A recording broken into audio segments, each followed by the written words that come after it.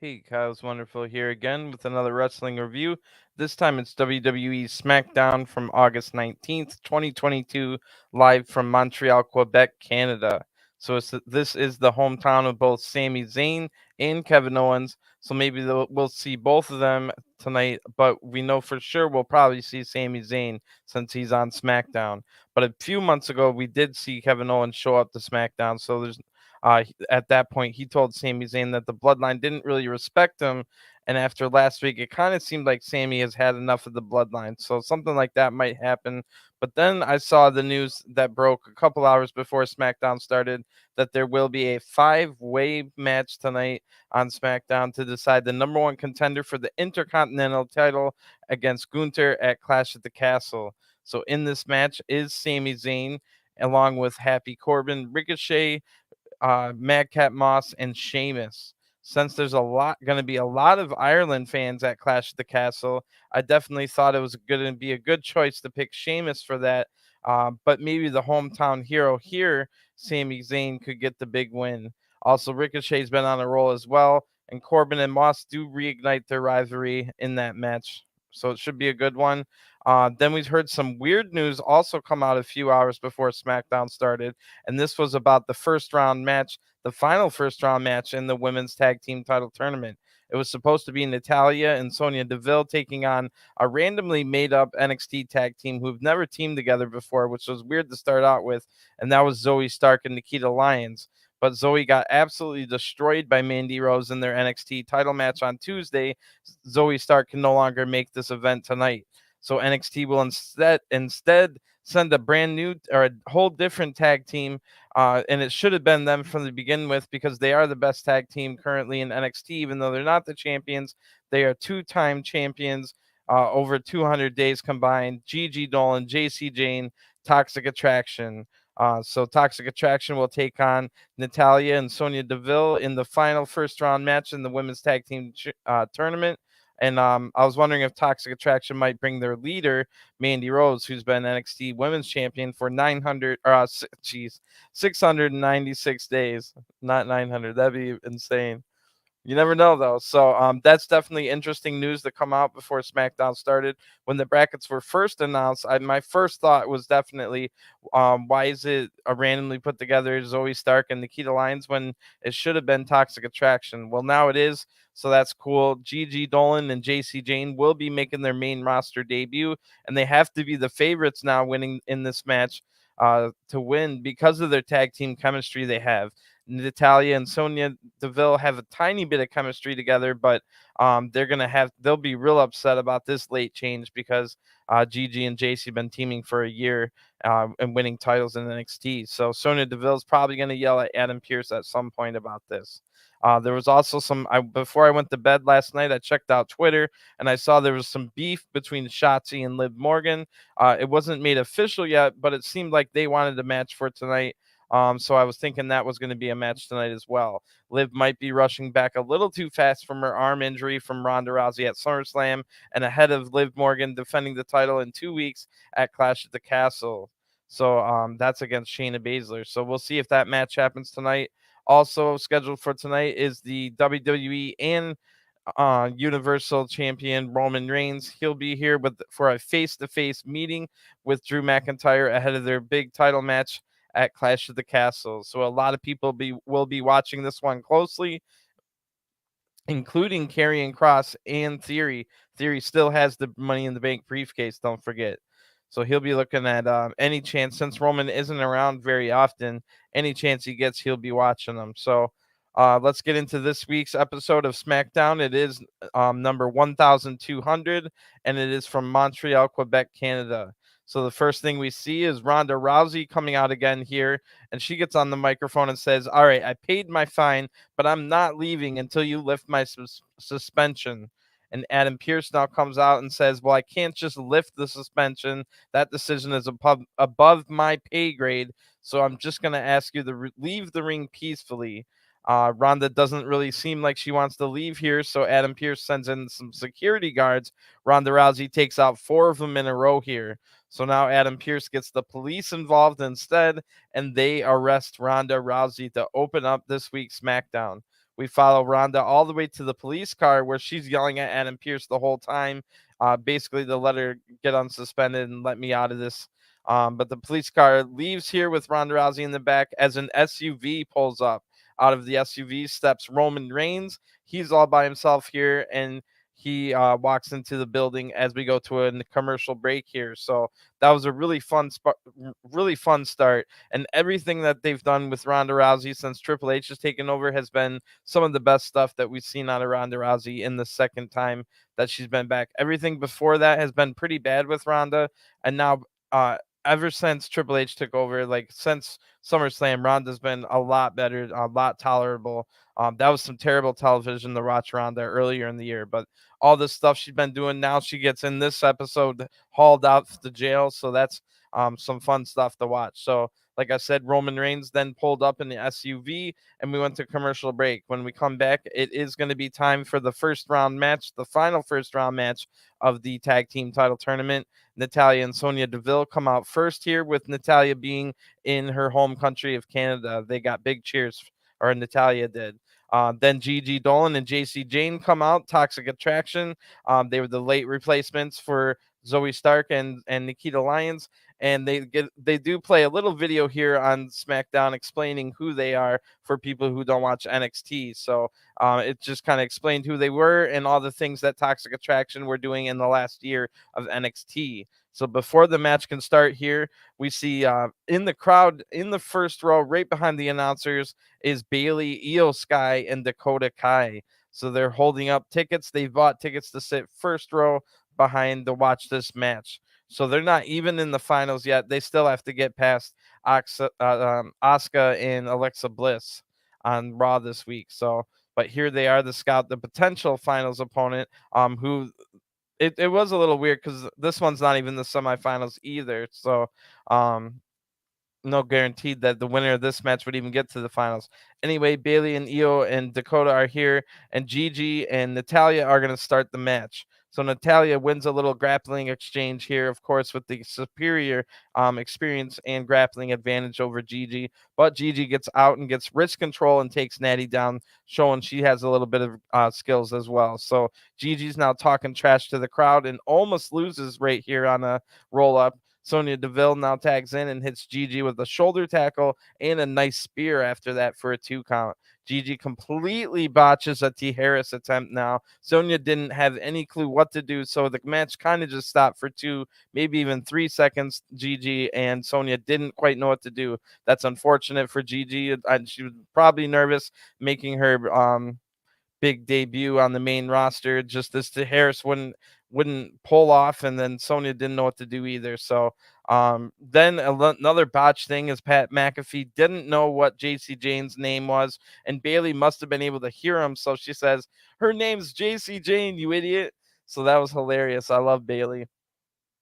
So Jacy Jayne does tag in now, and she dives off the apron with a somersault senton on the Sonya Deville. And then Natalya tries to come over and help on the outside of the ring here, but Gigi kicks her right in the face and throws her into the steel steps. So we go to a commercial break here. When we come back, we get a really nice flurry of double teams from Toxic Attraction. It was about 4 or 5 double teams in a row. Then Jacy Jayne gets huge boos from the crowd as she tries to put a sharpshooter on while talking trash to Natalya, who's on the apron. Then Natalya is able to tag in after Sonya Deville gets out, and the Canada crowd here goes absolutely wild for Natalya. Then Natalya hits a big flurry of moves, ending with a big German suplex, and Natalya now goes for the sharpshooter, but Gigi Dolin is able to come in and stop that. Now Gigi tags in herself. Sonya Deville runs in, but Jacy Jayne is able to take her out of the ring. They brawl outside of the ring, and Sonya gets thrown right into the barricade, right in front of where Bayley, Io Sky, and Dakota Kai are. So Bayley's talking a bunch of trash now. That was hilarious as well. Gigi rolls up Natty during all this for a 2 count. Then Natty hits a big discus lariat, but Jacy Jayne got a blind tag that Natalya did not see. So Natalya's putting a sharpshooter on Gigi Dolin. The crowd's yelling for Natty to look out, but she didn't see it coming. Jacy Jayne rolls her up for the 1, 2, 3. The winners of this match by pinfall, Toxic Attraction. So wow, that's some huge news.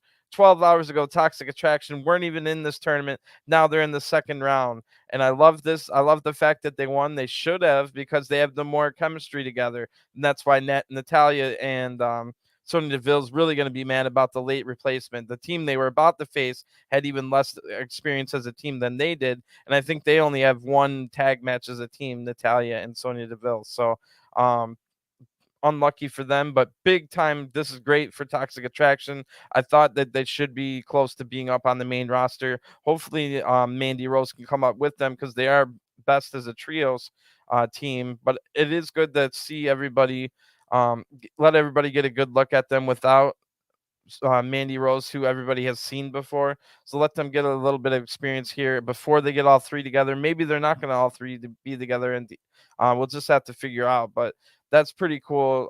Really cool, good match here. And in the semifinals, I'm assuming it'll be. Oh yeah, they do say it'll be next week on SmackDown. It'll be Raquel Rodriguez and her partner Aaliyah taking on Toxic Attraction in one of the semifinals. And again, on Raw, it'll be the other semifinal. Dakota Kai and Io Sky taking on Alexa Bliss and Asuka. So in the back now, we see the hometown hero here, Sami Zayn, and he's walking in over to Roman Reigns' locker room. There's a bouncer there this time, and the bouncer actually tells Sami that Roman wants to see him. So Sami knocks and then goes in, and Roman says, or Sami says, "Hey, how's it going? You wanted to see me?" And Roman says, "This is so weird. This was hilarious, super entertaining, and so weird." So Roman Reigns says, "Oh, how's everything been going, Sami?" Um, Sami says, "Good, but I've just been repping the bloodline." Well, actually, it hasn't been that good. Jay's been yelling at me, acting like I'm not carrying my weight around here. Just last week, I took a Claymore kick for him. He didn't send me a text or call me. He's so ungrateful. And then Roman Reigns says, "You know what? You're right. He doesn't appreciate anything. You should have been talking to Jimmy or me." And then Roman goes to leave here, but then his phone rings. Roman tells Sami to answer it because it's Jay. Jay then yells at Sami through the phone, and Sami says, "Stop screaming, but I'll tell him." And then he tells Roman that, oh, they had trouble at the border and they won't be here tonight. But don't worry, I'm here. So Roman says, well, what do you got going on tonight? And then, of course, he tells him about the five-way match he's in for the number one contender for the IC title. Roman says, "Oh, yeah, that would look great in the bloodline. But one thing, are you still cool with KO?" And then Sami says, "Well, yeah, we're both from here." And Roman says, "Well, tell him I don't owe anybody anything." Zayn then says, "Well, I don't talk to him that much, but I'll tell him." And Roman jokes around and laughs as Sami leaves. So this was the Roman looked a little annoyed once Sami left, but I mostly thought he was annoyed because the Usos got caught, had they had border troubles, whatever that means. So it looks like no Usos, no Paul Heyman, but he's being all. But this was one of the weirdest segments ever. It's just Roman Reigns being completely like Sami Zayn was his best friend. That was hilarious.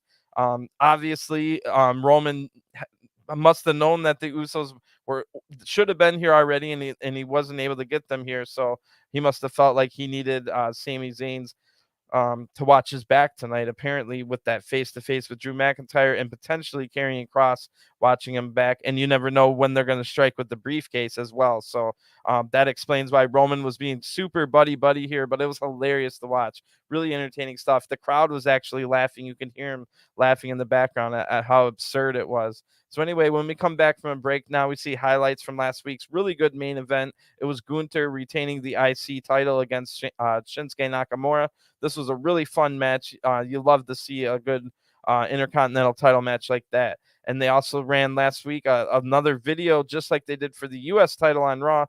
This time it was the Intercontinental title and its history. So they're definitely making it a priority to elevate those two titles, and that's a great thing. This will be the first time the Intercontinental title's been defended at a pay-per-view in about 18 months. 18. None of those stupid you can't even get the IC title on those really stupid pay-per-views like Extreme Rules and Backlash and the pay-per-views nobody cares about. Yeah, it's been 18 months since the IC title's been on a pay-per-view. It couldn't even make it to Extreme Rules. and pay-per-views like that, which is ridiculous. So speaking of ridiculous, all 4 members of the Maximum Male Models are now in the ring, getting absolutely booed out of the building. Before I can even write down, which I did finish writing, I was gonna say. Rick the Model Martel and Sylvain, both with model gimmicks, came from Montreal. So maybe that's a big reason why they were getting huge boos here.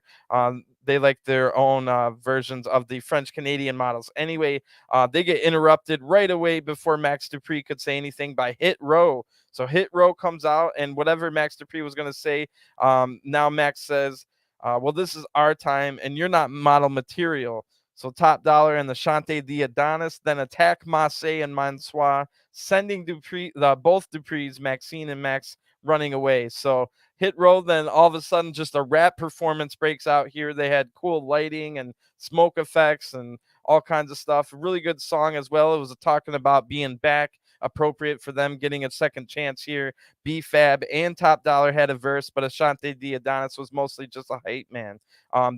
You could say, oh, a rap performance on a wrestling ring, but at least these guys are actually rappers. It's not just bringing some rappers in to do a rap performance. And it's also not completely a rip off of Max Caster, because it's not like it was a freestyle. It was just like a song they did. So it'll be interesting to see what Hit Row does from here. Like I said last week in the review, I'm just glad they got a second chance after like a whole month on the main roster before getting released. You damn well know they had no chance. Like they didn't even it was right there within their grasp, and they didn't have a chance. So good to see them have a chance.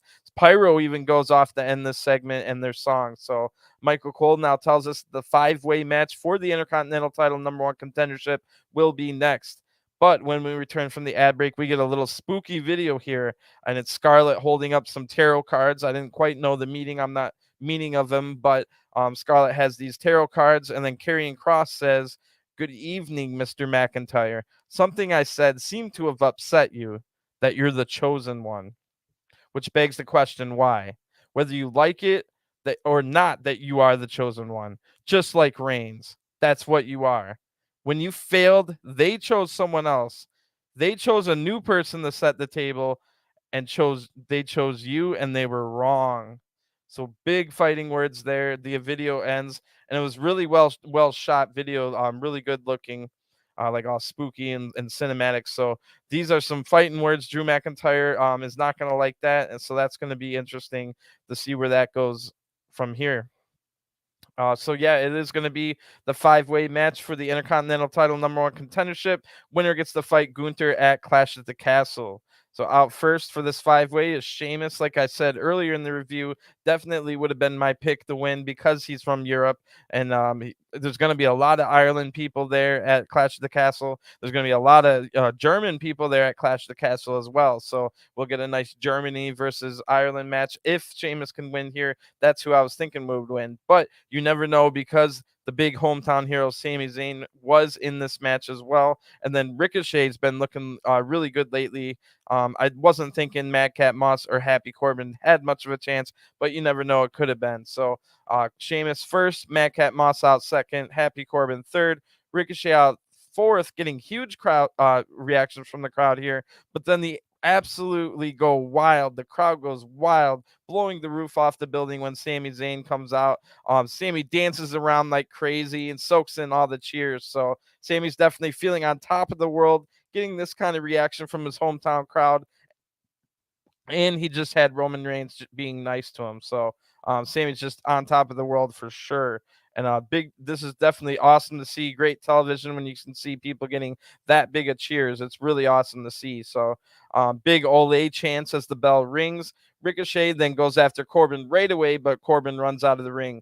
Everyone brawls outside of the ring except for Ricochet and Sami Zayn. Sami gets thrown out of the ring now, and the crowd instantly boos Ricochet for that. They're 100% behind the hometown hero, Sami Zayn. So then the other three now come in the ring other than Sami, and even Sami here, a huge 5-man brawl breaks out, and then we go to a commercial break. So this ends up being a long one with a bunch of commercial breaks, but I think it was like a 3-act play. There was like I think if there was 3 commercial breaks, then it was a 4-act play. So maybe I think it was 3 commercial breaks, and it really didn't feel like you were missing too much. They did a good job of breaking up. It was like kind of like 3 or 4 different matches all at once. because of the 5-man version of this match. So Corbin takes control when we come back, and he's just beating up all the smaller guys. There's no Sheamus around, but he's beating up all the smaller guys. Corbin is. The crowd's chanting "Let's go, Sami," and doing the Olay song as Sami's just about to come back in the ring. Corbin knocks him right back out. Ricochet now tries to hit springboard moves here, but Corbin counters it with a big shoulder tackle. That looked nasty. Sheamus now comes in, finally someone Corbin's size, and he's able to hang with Corbin a little bit, but gets thrown out of the ring as well. Ricochet then hits a dropkick and a tornado DDT on Corbin, and then a great-looking running shooting star press from Ricochet. Corbin's just barely able to kick out of this one. Madcap Moss comes in now, hitting a big lariat on Ricochet. Then Sheamus comes in to go after Moss, and the crowd chants for Sami to get up. And then Sami does, but Sheamus hits him with an Irish curse backbreaker right away. So Sami Zayn hasn't been able to do anything in this match yet. Sheamus now has a huge red mark about 18 inches long on his leg. I don't know what the heck he got thrown into. He's also got like a cut on his shoulder as well. So what the heck happened? Anyway, Sheamus hits 10 beats of the Baldwin on like 2 people in a row. Ricochet now sneaks in from behind, but Sheamus blocks the attack and hits him with 10 beats as well. So the crowd was loving this, but then Sami Zayn comes in and they instantly start booing Sheamus, who goes after Sami. But Sami is able to counter his attack here as Corbin now charges in, but Sami sends him out of the ring. Then Sami hits a tope con hero to the outside on the both Sheamus and Corbin. The crowd's super loud now, almost as loud as they were in any crowd all year. Sami now Ricochet comes in and Sami counters his attack, hitting a nasty looking high angle Michinoku driver, almost winning the match here. The crowd was going nuts. Then Sami counters Moss, who comes in, hitting a Blue Thunder bomb, almost again winning the match. So the crowd's just having a huge roller coaster of emotions here. Super loud. Sami had just countered all 4 men, hitting a big move on all 4 in a row here. You love to see it. Sami goes up to the top rope now, but Corbin tries to knock him off, but fails. Ricochet then jumps up to the top rope, but Sami knocks him off. Sheamus then tries and successfully hits a super white noise off the top or middle rope. So Sami then lands on his shoulder, instantly rolls out of the ring, and is holding his shoulder. So this is a play off of when Sami Zayn hurt his shoulder the first time he was in the WWE ring here in Montreal. If you remember, he was so excited for his for his United States title match against John Cena. He hurt his own shoulder on the entrance, if you remember that. So this is playing off of that. He's hurt, and the officials actually take Sami Zayn to the back to go get his shoulder looked at. While this is all happening, Corbin has pretty much cleared everybody out of the ring, hitting a deep 6 on Sheamus now. But Ricochet comes in and with a top rope clothesline, knocking Sheamus down. So all 4 are down with Sami gone to the back as we go to another ad break here. So when we come back, Moss and Sheamus are fighting up on the ropes in the corner. Moss hits a middle rope fall away slam, getting a 2 count there. Ricochet now hits a springboard moonsault, but Moss kicks out at 2. Corbin attacks Ricochet, but he counters and sends Corbin out of the ring. Corbin comes right back and hits a big boot, crushing Ricochet. Corbin then hits the TKO neckbreaker for a 2 count, and this match has been really good, and it probably will not end. You got to imagine Sami Zayn's coming out as the valiant hero at some point here with his triumphant return. So in the meantime, Sheamus and Corbin start a huge fist fight here. Sheamus clotheslines him out of the ring. Then Moss rolls up Sheamus from behind for a 2 count. Then Sheamus destroys Moss with a huge knee strike after Moss was coming in, running in. That was looking nasty there. Moss just barely able to kick out of this one at 2. Moss then is able to counter the bro kick with a big slam here. Then Ricochet hits a recoil on Moss, and Ricochet hits a top rope shooting star press on Sheamus, but Happy Corbin's able to break up the pin. Ricochet then blocks the end of days attempt from Corbin, and Sami Zayn now comes back out. He's holding his arm and shoulder hurt now, but Sami hits an exploder suplex on Ricochet right away, followed by a big haluva kick in the corner on him, but Corbin at the last second pulls Sami off the cover. Sami lands out of the ring right onto his bad shoulder. Then Corbin throws Sami's shoulder first into the ring, and then Sheamus hits a bro kick on Corbin back in the ring for the 1, 2, 3. So the winner of this match by pinfall is Sheamus. what a match here. They told us like a 3-act story. The huge reactions for Sami all the way throughout. They had it so that Sami couldn't fight at the beginning. There was like the first 7 or 8 minutes, Sami couldn't even get into the match. Then he countered a move on all 4 men in a row, hitting a big move on all 4. Then while up on the top rope, countered 2 in a row, but on the third attempt to counter, it cost him and he hurt his shoulder, but was able to come back out valiantly, trying to win it here. Almost won it, but Corbin was able to pull him out. In the end, Sheamus was always going to win this match so that we could set up the big Ireland versus Germany match for the IC title in Cardiff, Wales, in the UK. So it was always going to be the Europe versus Europe match, and that's why Sheamus was in this match to begin with. That sounds like a great match. Sheamus versus Gunther in the UK for the IC title. Oh my gosh, that is going to be so hard hitting. If you thought Sheamus had red welts all over him tonight, just wait. Those chops are going to make Sheamus's chest like permanently bruised. He's going to be like, his pale skin is going to be ridiculous with those Gunther chops. So that match is going to be awesome. Add that to another list of growing great matches for Clash of the Castle, shaping up to be a really good card. And everyone else in this match did their part, but the whole Sami story was definitely a great story to watch throughout this match, and the crowd loved it. So we go from that to seeing a good hype video for the unified WWE and Universal title match between Drew McIntyre and Roman Reigns. Really good video here. Definitely check this one out on social media. It's one of the best things that WWE does is these kind of videos. So after that, we go to an ad break. When we return, a kind of a weird segment here. So the Viking Raiders apparently sent in a video for us to watch, and it's at night. They're holding a Viking funeral for the New Day. So they're all decked out in their Viking gear here. It's all dark. There's a Viking ritual stuff and fire. There's a shaman. And then the Viking Raiders say that we are here to celebrate our battles and the ones to come.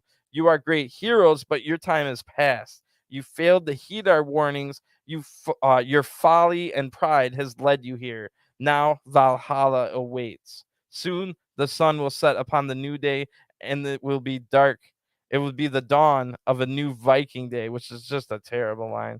And then they set the Viking Raiders set a pyre on fire that has a bunch of New Day merchandise. Sticking out on the top is a box of Bootios, which is just a ridiculous. Like, there's a couple of Vikings with a box of Bootios on fire. Like, what a ridiculous image. But anyway, it looks like that feud's not over with. Last time they fought, the Viking Raiders just absolutely destroyed the New Day, and it wasn't really that much cheating involved. They kind of just beat them up badly. So we'll see if the New Day gets their win back. I was thinking the Viking Raiders should probably get a title shot against the Usos before they fight the New Day again.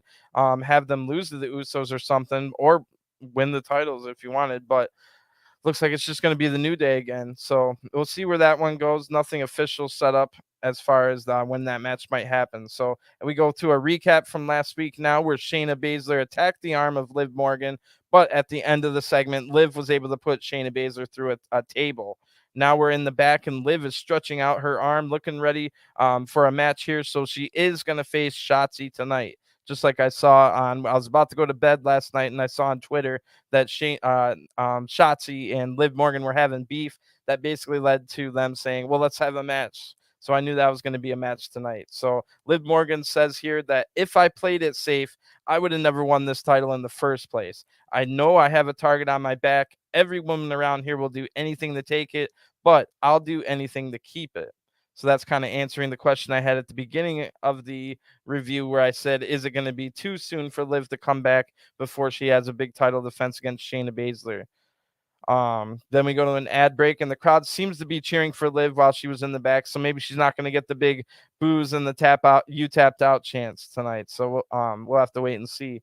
But spoiler alert, no, she doesn't. Liv comes out right away next when we come back from break, and she gets big cheers from the crowd. So Shotzi comes out next, getting boos from the crowd. No tank or nothing, just regular Shotzi stuff like we've been seeing. So Shotzi says here that she's going to tear Liv's arm from her socket and give her a robot arm, which is weird. But then Shotzi continues by saying she's too emotional. She thinks with her big dumb heart, and taking a match with me was a bad decision, and I'll make her pay for it.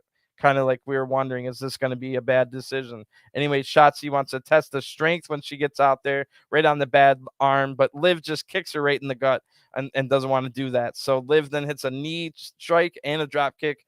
Liv then hits a step up knee in the corner. That looks pretty good. I like that. Liv was looking good in this match. She looked fired up. So Shotzi then answers back with a drop kick. Then Shotzi crashes into Liv against the ropes, getting a 2 count on that one. Liv the counters a move here and hits a middle rope drop kick, but Shotzi counters back and hits a big punch and then a nasty DDT right on the apron. Liv's head hit the apron really hard. I watched it back a couple times. Her forehead definitely hit the apron on that DDT. So Liv Morgan not holding back ahead of her big SmackDown women's title match. So we go to a break on that one. When we come back, Shotzi hits a big knee strike and a kick and then lifts Liv up, but Liv is able to counter this move into a crucifix bomb. Again, that looks pretty sharp from Liv Morgan, who's having a good match. That was only for a 2 count. Then Shotzi hits a butterfly suplex, and both women are now yelling at each other, starting a big fist fight. They got really mad at each other. At a point, Shotzi started talking even more trash, so Liv just hits a big face buster into her knee and then hits Oblivion for the 1, 2, 3. The winner of this match by pinfall, Liv Morgan. So, like I said, throughout that match, Liv was hitting her moves really sharp. She's definitely improving and trying really hard now that she is champion to improve even more so that she doesn't look silly while on top. And I'll give her credit. She's doing this match looked pretty sharp. All her moves were sharp. So anyway, as soon as the match ends, of course, here comes Shayna Baszler. She attacks Liv Morgan from behind. Then Shayna grabs the arm, stomps on it, or it looks like she was going to stomp on it, but she stops. Shayna then says, I want to break your arm so badly right now, but I'm going to wait until Clash at the Castle. So then Shayna kicks Liv in the head instead and then leaves. So I definitely loved that. Shayna just punked out Liv there, and then she's trying to break Liv's mind before she breaks her arm and takes her title at Clash at the Castle. So I'm really looking forward to that match, and it might be the only women's title match, depending who wins the tag titles, since the Raw title, if it's from the Raw, if it's a Raw person that wins the titles, they're already in that 6-women tag match that has Bianca in it as well. So no Raw women's title being defended, just the SmackDown's title. But it could be something wild like Toxic Attraction winning the tag team titles, and then maybe Sasha Banks and Naomi return and they fight at for the titles at Clash of the Castle. We don't know what kind of craziness and wildness might happen. So, but anyway, like I said, Liv looked confident in that match against Shotzi, so that's a good sign. Now we're told that Ronda Rousey has been released for jail, so that's good news there, I suppose, right? Roman Reigns is now getting ready to come out. He's all by himself, no Usos, no Wise Man, and Sami Zayn just got his arm hurt, so Drew McIntyre is about to come out as well. He grabs his jacket, but underneath the jacket is Scarlett's hourglass.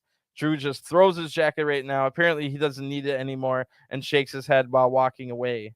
So when we come back, we're told next week in my hometown of Detroit, it will be Happy Corbin against Ricochet, which we've already seen that match recently.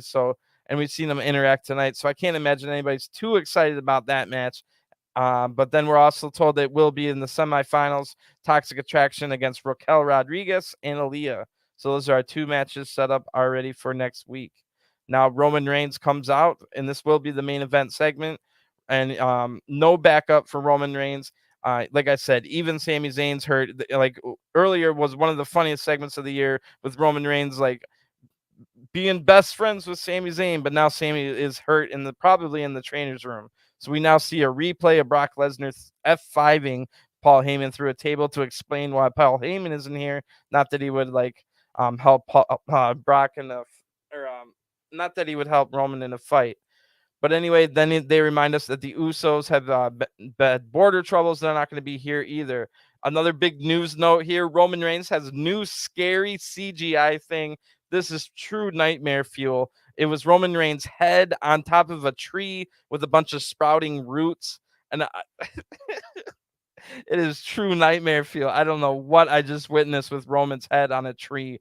Does anybody actually like those CGI things? Like maybe like 6-year-olds do, but Anyway, some random crew member that they call T gives Roman Reigns the microphone since Paul Heyman wasn't here to give it to him. The crowd is split. There's some boos, but there is big cheers as well. They acknowledge Roman here and have a Roman chant, but there is some people booing as well. So Roman Reigns says, I'm not here every week anymore, but every once in a while, people come out here and say a lot of stupid stuff. If anyone comes out here and says that they're the face of this company, that they're the main event, that they carried this company on their back, they're lying. There's only one man that does all those things, the tribal chief, the head of the table, Roman Reigns. And I'm straight up with everyone. What I say has substance. I don't have to say anything face to face with Drew because he's beneath me. But then Drew McIntyre comes out anyway. Roman Reigns isn't going to be able to avoid this face to face. So Drew McIntyre comes out, gets the microphone, and says, I would love to have said all that to your face, but as you mentioned, you're not here. I don't think you represent those titles the way they should be, and you don't deserve to be champion. You've got the wise man working politically for you, and you've got the Usos taking bullets for you. I can see fear in your eyes right now because they're not here. You know that there's not a man alive that I can't tear apart with my bare hands. I will take those titles from you, but I feel like fighting right now. So before Drew can do anything, Roman punches Drew in the face, but Drew fights back and then hits an overhead belly-to-belly suplex, sending Roman hard into the mat. Drew's now setting up for the Claymore, but out of nowhere, taking the bullet, is Sami Zayn getting hit with the Claymore, pushing Roman out of the way. So Roman then hits a Superman punch on Drew McIntyre, but Drew is able to counter a spear attempt, hitting the Claymore on Roman anyway. Wow, so Roman Reigns even had some help here from Sami Zayn and still lost this little exchange. So will will Drew McIntyre be able to get inside of Roman's head? Or will Roman have too much confidence having held the title for so long that kind of stuff wouldn't matter? So SmackDown just ends here with Drew getting some cheers from the crowd as Roman and Sami are laying on the ground, laid out. Not a lot of boos, not a lot of cheers for Drew because, like I said, he took out Sami. So even if it wasn't on purpose, that was their boy. So overall, pretty good episode of SmackDown. I liked a lot of the things we saw, and it's really shaping up for a classic pay-per-view. First, what is it? 30 years since there's been a UK pay-per-view, and it's really shaping up to be a good event. It might be even better than SummerSlam. So this is like almost like a second SummerSlam. Since that 130 years ago was a SummerSlam, it's almost like SummerSlam Part 2, and it's going to be really cool. This was a great night to have it in Quebec, Montreal, Quebec, to have that kind of reaction for Sami Zayn. We don't get that kind of reaction on TV very often. And this was one of the loudest crowds for anything all year, even including like WrestleMania and stuff like that. The reaction Sami Zayn was getting was out of this world. So that was great to see. Sami was eating it up, just soaking it all in. That was really great to see. And that hilarious, just absolutely, if you missed it, you have to watch the full thing with Roman Reigns talking to Sami Zayn in the locker room. Roman being like acting as if Sami Zayn was his best friend was some of the most hilarious thing. You can even hear the crowd all laughing in the background because Roman was just acting like he was like Sami Zayn was his best friend. It was hilarious.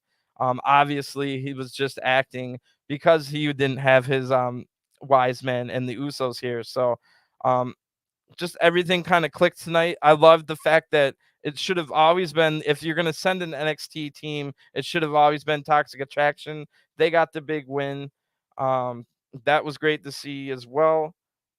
Was there anything like really bad? I mean, the Maximum Male Models thing, it didn't last very long, and they did get good boos for the 15 seconds they were there. Then we got an impromptu rap performance. The song was pretty cool, as long as it's not like the same song every single week. Yeah, that would start to get boring, but I mean, I have absolutely no problem with this rap performance tonight. It was a pretty cool song, and it was talking about being back, and they just got back. So that was cool as well. The weird Karrion Kross video, that was creepy and really well done. And what he said was awesome. Remember, he said, you failed and they chose someone else. Like, you were the chosen one, but you failed and they chose someone else. That someone is Roman. So that was a really good line. You know McIntyre's not going to take that line down. That's all we saw from Karrion Kross this week. Then we got a classic match here. One of those matches when we go back and rate, like, oh, what was the top 10 SmackDown matches of the year? This 5-way match that we got tonight is going to be in that top 10. One of those that we'll remember more longer than a couple days, like a lot of these TV matches kind of go right out the other ear once you start watching another like 7 hours of wrestling. It's just hard to remember. But this 5-way with Zayn getting that big a reaction and it being that good of a match, like everyone did their part. Like even like the Madcap Moss didn't have to do too much, but everything he did do, he did it well. You know what I'm saying? So everything worked in that match. Sheamus is the correct answer for the winner here, because Sheamus versus Gunther at Clash of the Castle is going to be amazing. Let's just imagine the red welts that Sheamus is going to have from those Gunther chops. It's going to be awesome. And there's going to be a bunch of people from Ireland in the crowd, and there's going to be a bunch of people from Germany in the crowd. So it's going to be like a World Cup setting. And if you remember back 30 years ago when the UK did have the SummerSlam, the big main event match was for the IC title. So everything about that makes sense. It's going to be the Intercontinental title in a World Cup setting. And I think there's been World Cup games in this stadium before. So that's going to be awesome. This is a match to remember that we got tonight. Let's see. I guess the only thing that really didn't hit, I don't know if you guys like the Viking Raiders. I guess unironically, it was hilarious that there's two guys dressed up as Vikings lighting a box of Bootios on fire. I mean, that in of itself is pretty funny, but it's kind of lame if you think about it as well. So that was kind of really the only thing that didn't hit. Maybe you could say you didn't like the Liv Morgan Shotzi match, but I thought that was one of Liv's better matches of the entire year. And that DDT she took on the apron, trust me, I watched it on rewind about 4 or 5 times in a row to see if Liv's head really hit the apron, and I think it did. I think she hit her forehead hard. So Liv hit all her moves crisp and sharp and smooth. I'm not the biggest Liv fan, but I'll give her credit in this match. She hit everything smooth. Everything was fluid. Everything was pretty good, and she took a nasty bump on her head just to make the match even better. So nothing to complain about there, in my opinion. The whole Ronda Rousey stuff, pretty interesting that she's going straight to jail. Everything, seemingly Triple H fixed Ronda Rousey the instant that he was in charge. Like ever since Triple H has been in charge, Ronda Rousey's been fixed. She's been the character. Even when she was at SummerSlam and she told that guy, what'd she say? Oh no, you shut up. You were a failure to your parents. Like Ronda Rousey's great when she's being like that. So the whole story that we told in the main event with Roman Reigns having to be by himself, and then that's of course why we got him being buddy with Sami Zayn earlier.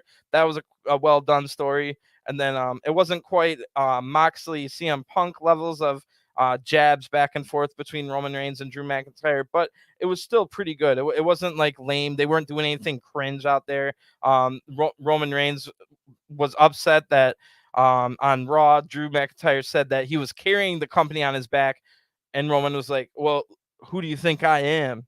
Kind of deal. Like, who do you think I am? Like, you've been carrying this company for 2 years. Who's been the champion the entire 2 years? Kind of deal. So that made absolute sense.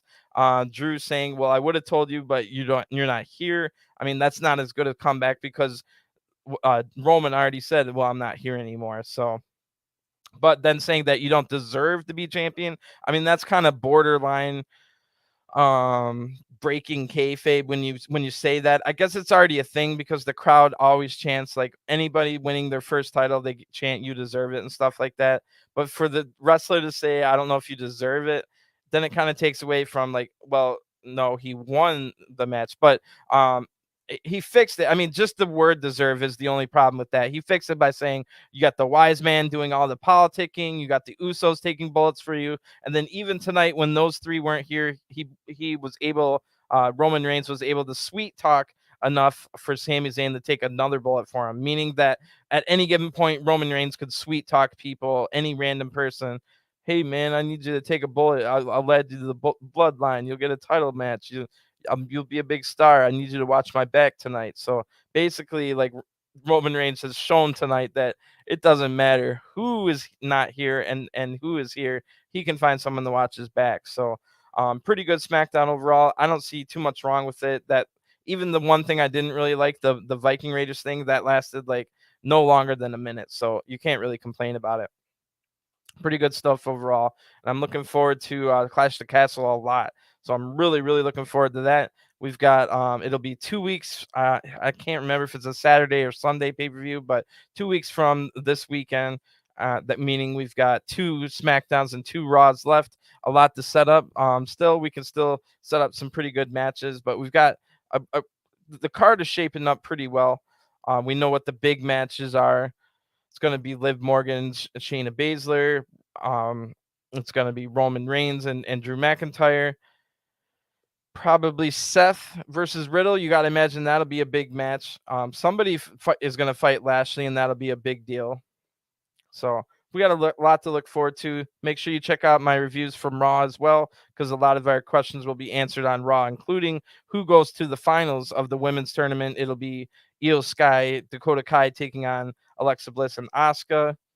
And I'm trying to think, is anything? I don't think anything else has been announced. So I'll be here Monday here for the Raw. So give me a subscribe and a like so others can find it as well. Thanks for tuning in. Enjoy your weekend, everyone, and I'll talk to you again soon. Peace.